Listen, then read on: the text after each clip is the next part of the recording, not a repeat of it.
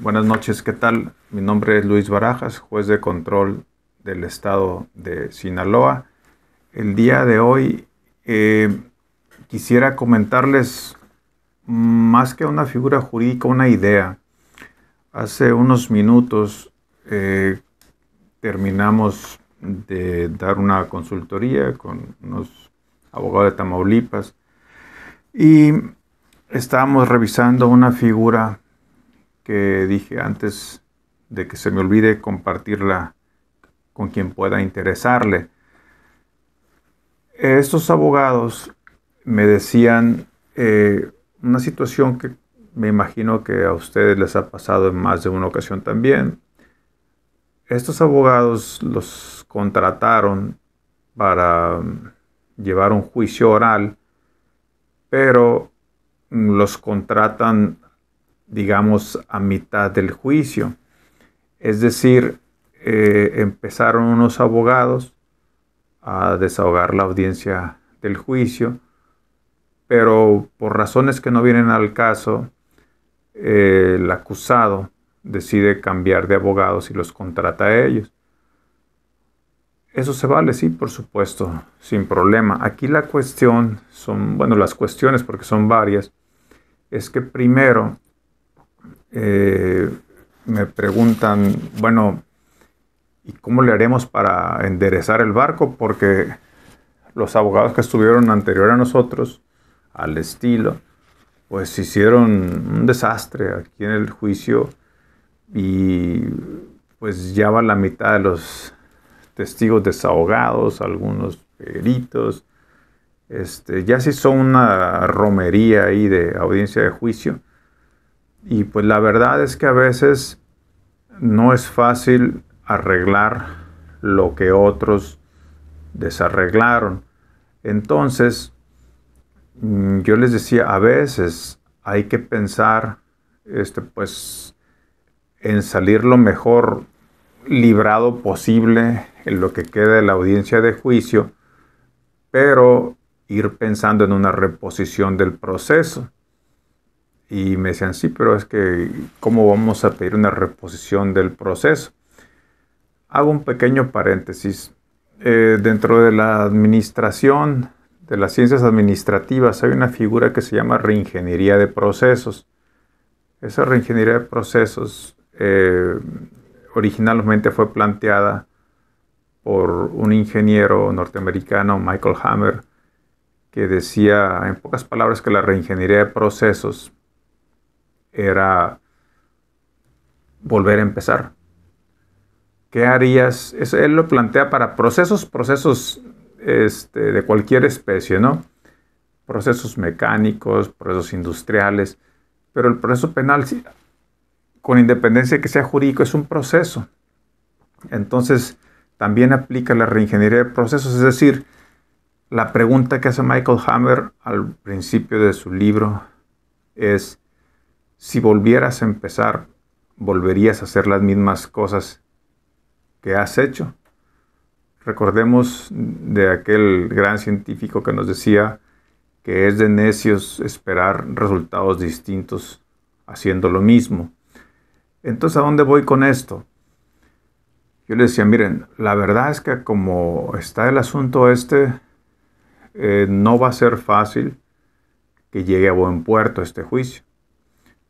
Aquí una de las cuestiones, con independencia de los medios de impugnación, los recursos, uno de ellos es tener que ir planteando, porque muy probablemente ese asunto lo van a perder, por cómo se veían las cosas, ellos mismos lo admitieron. Entonces, es pedir unas causas de reposición. ¿Por qué?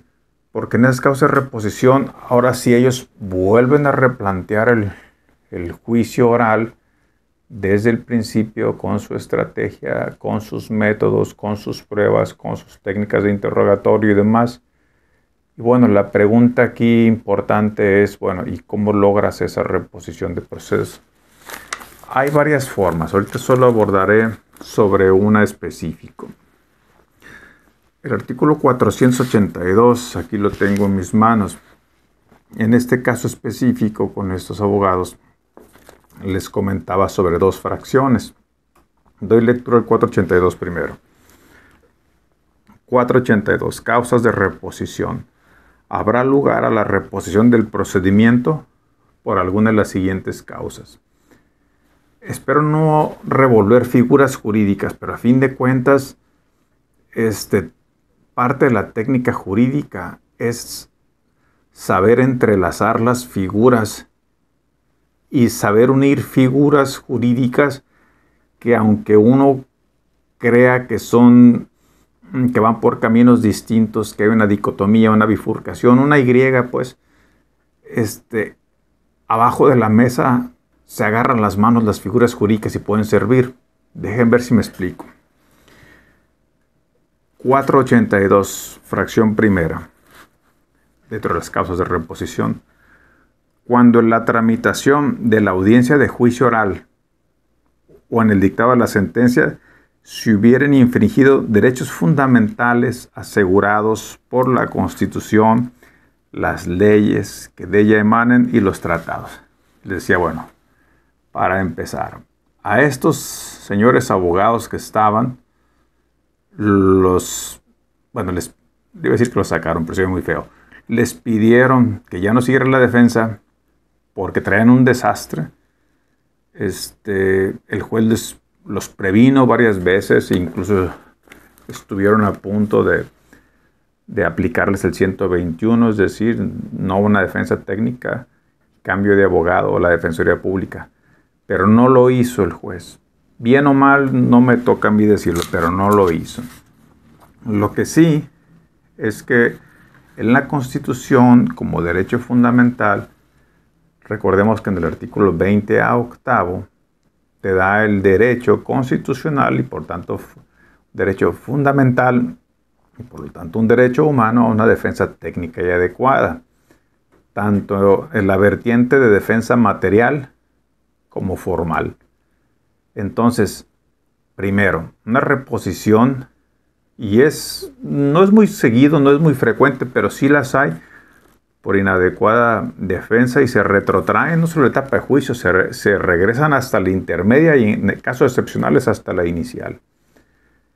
Yo sé que este video es un poquito medio enredoso para quien no está muy metido al día a día en la práctica, pero por eso trato de irme despacio. Ok, primero, solicité la reposición porque no hubo una defensa técnica y adecuada. Tan es así que el juez de juicio oral les previno en 2 ocasiones que si estaban preparados, que si estaban seguros de lo que estaban haciendo y demás, lo cual da una vertiente a ello. Segundo, esta persona, el acusado, a través de sus abogados, solicitó al empezar la audiencia de juicio oral una revisión de la medida cautelar del 161, a lo cual el juez se la negó, pues por las razones que todos ya sabemos. Pero lo importante aquí es que esta persona, el acusado, decía, bueno, es que de entrada yo quería contratar a otros abogados también, pero para eso ocupo recursos. Pero yo no puedo estar aquí detenido y obtener esos recursos porque hay personas que me deben dinero y he hablado con ellos y me dicen que vaya por el dinero y me lo pagan, que solo a mí me lo pagan. Entonces yo no puedo ejercer. Es una idea curiosa o rara, pero hay que pensarla. Dice, el que no le hayan cambiado la medida cautelar a libertad le impidió ir a conseguir el dinero para contratar otros abogados. Entonces eso fue en contra de su defensa, porque obviamente nadie que está en detención tiene los mismos medios. Nadie puede decir, la mañana lo decía en una audiencia, obviamente no se puede tener la misma defensa estando una persona detenida que estando en libertad, aunque sean los mismos abogados. ¿Por qué? Esta persona decía en esta audiencia, es que aparte de conseguir el dinero, yo tengo 2 testigos, pero no sé cómo se llaman, ni sé exactamente dónde viven, pero sé cómo encontrarlos, sé cómo buscarlos, sé a través de quién. Pero solo yo puedo ir a buscarlos porque solo a mí me van a hacer caso, me van a decir dónde hallarlos. A mis abogados no. Entonces, no se le permitió una defensa adecuada. Primero que nada porque consiguió la defensa que le alcanzó económicamente. Él quería otros abogados del principio, los que entraron después, pero no tenían el dinero. Alguien le consiguió el dinero por ahí, por eso contrataron a otros abogados también. Primero, no se le permitió una defensa adecuada porque los que quería contratar él no le alcanzaba porque no tenía el dinero, pero podía haber agarrado el dinero si se le hubiera ido a cobrar, primero. Y segunda, porque él se enteró, alguien va a decir, bueno, sí, pero en la audiencia de juicio las pruebas ya están presentadas, sí, pero él no sabía que había 2 personas que se habían percatado de los hechos y alguien le informó ya después de la acusación y ya estando ahí en etapa de juicio, y él quiere presentarlas como pruebas supervenientes, pues, pero solo él sabe cómo llegar a ellos. Entonces, ¿podría darse dentro de la fracción primera? Yo creo que sí. El 482 es muy claro y en las 2 vertientes, ¿no? Y la mejor opinión es la suya, es solo una idea. Y la segunda que le decía a estos abogados ahorita es la fracción quinta, que esta es la más común para reposición, pero yo no sé por qué no lo hacen. Miren, resulta que se supone que no podría un juicio durar más de 10 días naturales, según el 351, después de una suspensión, como todos ustedes saben.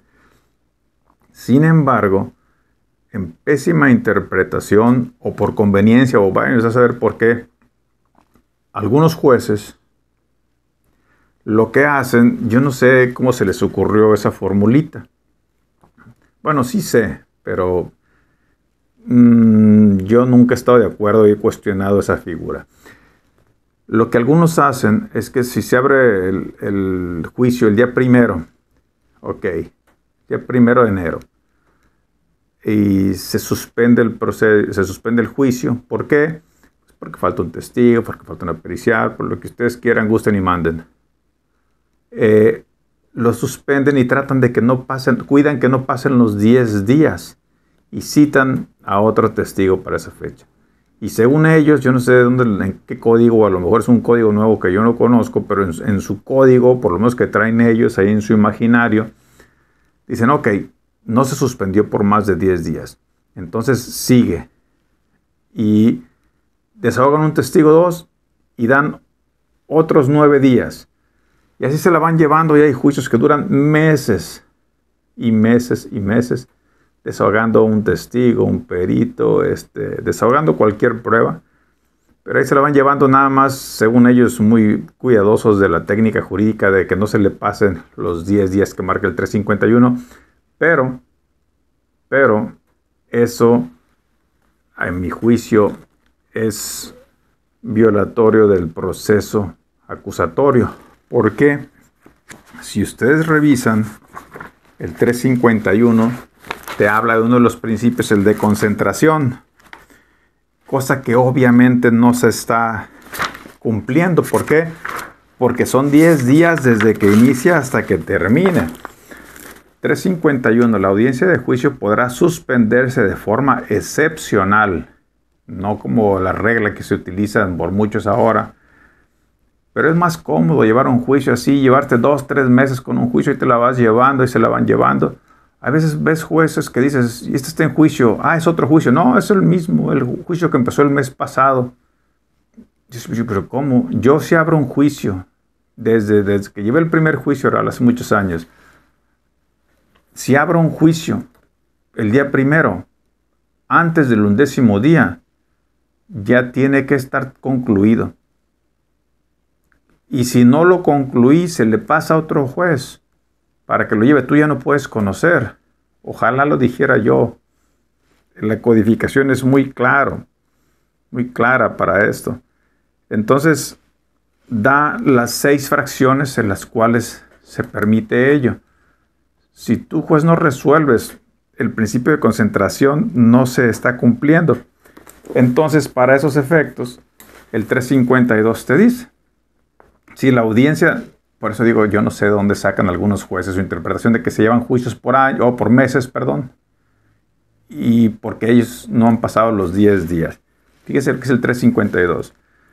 Si la audiencia de debate de juicio no se reanuda a más tardar al 11º día después de ordenar la suspensión, se considerará interrumpido y deberá ser reiniciado ante un tribunal de enjuiciamiento distinto y lo actuado será nulo. Ni siquiera se tiene que hacer grandes interpretaciones jurídicas. Ahí está, en 3 renglones del 352. Si la audiencia de debate no se reanuda más tardar, no te dice si no se reanuda en cada ocasión hasta el 11º día. No, es una sola ocasión, no es un solo plazo. ¿Por qué? Por principio de concentración, para llevarlas juntas, para que el juez vaya teniendo un escenario claro de ello. Válgame en ejemplos simples. Es como si tú ves una película, los juicios que duran meses, tan ilegales son que la misma codificación te da la reposición del procedimiento si no se cumplió con ello, según la fracción quinta. Es como si tú ves una película en 2 o 3 meses por partes. Ves 20 minutos primero, suspendes, en 10 días otros 10 minutos, en 10 días otros 5 minutos, luego otros 20 minutos, y ahí te la vas llevando. Pierdes la hilación de la película. Entonces, por eso el principio de continuación y concentración. Pero eso, ¿por qué estoy hablando de eso? Porque estamos hablando de causas de reposición. Bueno, en realidad estamos hablando de varias figuras jurídicas, pero la causa de reposición del 482 es donde estipula muy claro. Doy lectura. Cuando en el juicio oral si hubieran sido violadas las disposiciones establecidas en este código sobre publicidad, oralidad y, la que nos interesa, y concentración, será causa de reposición. Entonces, abogados, cuando alguna de estas 6 fracciones, en tratándose de este artículo, ¿por qué otras causas de reposición que no son motivo de este video? Pero lo que les mencionaba ahorita, las 2 situaciones de la fracción primera del 482 y la fracción quinta, cuando no se reanude el caso antes del 11º día, se acabó, se declara nulo y pasa a otro juez esa causa. ¿Sí? Cualquier juicio que esté llevado y que no se haya concluido antes de los 10 días, ese asunto ya no puede seguir. Ese asunto se va a reponer tarde o temprano, se repone en apelación o se va a reponer en el amparo directo, pero se va a reponer. Y es trabajo, tiempo, energía y recursos de OQIS. Y eso da pauta como una estrategia para volver a empezar. Para volver a empezar, que a fin de cuentas, con la reposición, sí va a llevar más tiempo, sí se va a trabajar más y lo que quieras, pero si te fue mal en la audiencia de juicio y se dio algunas situaciones como estas, en la apelación puedes pedir no en sí que se resuelva de fondo, sino que la sala se pronuncie en que no puede entrar al fondo porque hay unas causales de reposición y ahora sí empezar el juicio bien. Vuelvo a decir, cada vez son más frecuentes los casos en los cuales se dicta una sentencia por el juez de juicio oral, condenatoria, se apela, y en la apelación están dando esta reposición de procedimientos. Si en algún momento no se da una causa, no se repone el procedimiento, aún está en una de estas 6 fracciones del 482, lo más seguro es que en el amparo directo ya otorgan la reposición del procedimiento.